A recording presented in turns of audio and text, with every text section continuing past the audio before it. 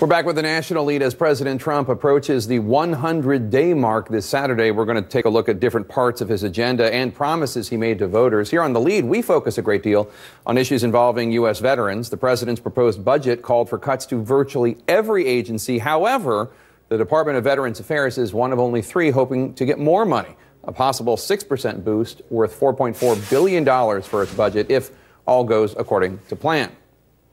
And joining me now is the Secretary of the Department of Veterans Affairs, David Shulkin. Thank you so much, Secretary Shulkin. Really appreciate your being here. Glad to be here. So the president is expected to sign an executive order this week that we understand will allow you to more easily be able to fire employees who are underperforming or worse.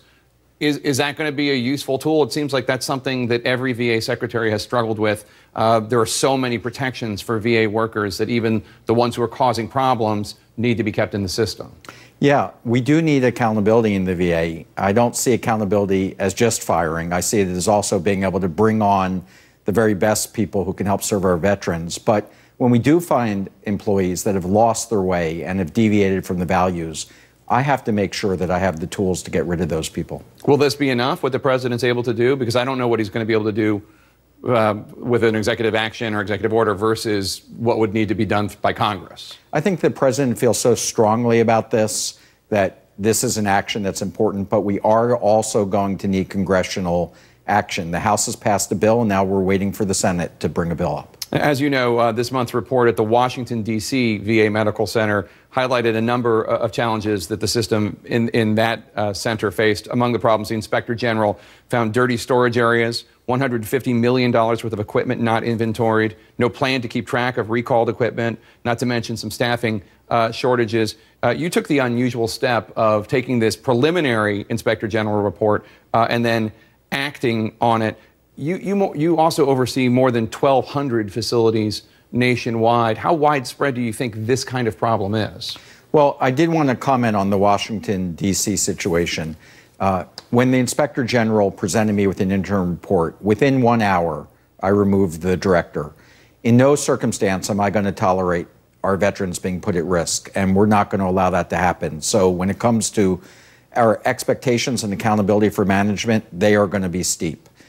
We are looking at whether this is also existing in other VAs across the country. The Inspector General is going into 6 or 7 other VAs. On Friday, they looked at several, and there was not the findings that they found in Washington. The Trump administration has signaled it would like to see movement on health care this week, repealing and replacing Obamacare. As you know, Obamacare helped to bring insurance coverage literally to hundreds of thousands of uninsured veterans. According to an Urban Institute study, what if they repeal Obamacare and replace it with something that does not provide insurance for all those veterans?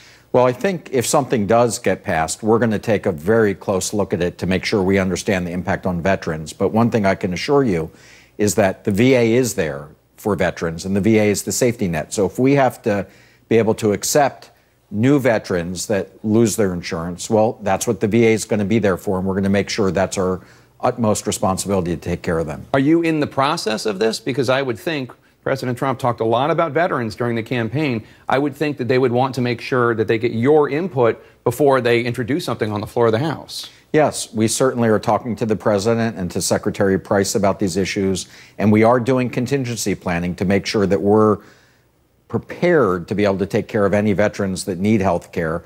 But I haven't seen the details of a plan, and of course, as you know, nothing has passed through Congress yet.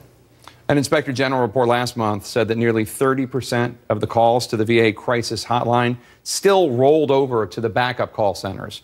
You put out a statement saying that the problem is now resolved. When you say it's resolved, does that mean you guarantee if somebody calls the VA crisis hotline, somebody will answer the phone? Well, yes, somebody will answer the phone. The question is whether it rolls over to a backup service. The backup service are trained responders, but they're not VA employees. As you mentioned, just several months ago, 30% of our calls were rolling over to a backup center. Today, that number would be less than 1%. So it's not zero, but it literally is a handful of calls a day, less than 1%. Let me just ask you just a big picture problem, big picture question with the VA. What is the problem? Why? I mean, my mom worked at the VA. You work at the VA. I know that there are a lot of really good, devoted people.